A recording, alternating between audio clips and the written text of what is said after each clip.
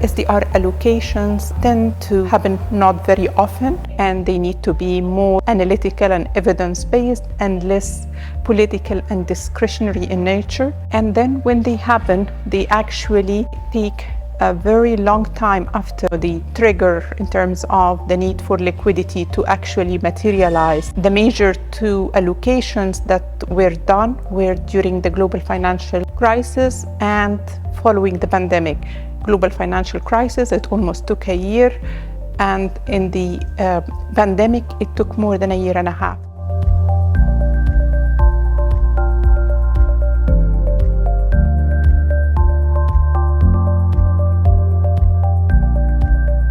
So we were discussing ways in which the system can be more responsive, and then when the allocation happens, to actually take into consideration the liquidity needs, because these IMF Special Drawing Rights are intended to meet global liquidity needs. However, when they get assigned based on countries' economic size and financial position. So they don't end up going where they are most needed. One of the proposals that were put forward and endorsed by the ministers is the need to actually make this allocation formula take into account country-specific liquidity need in addition to IMF quotas. One of the important ways in which we can address the rechanneling need is to actually operationalize the solid proposal that was put forward by the African Development Bank and Inter-American Development Bank to rechannel SDRs through multilateral development banks in order both to increase leverage of these resources, because for the same amount of resources you get 3 to 4 times the leverage, as well as it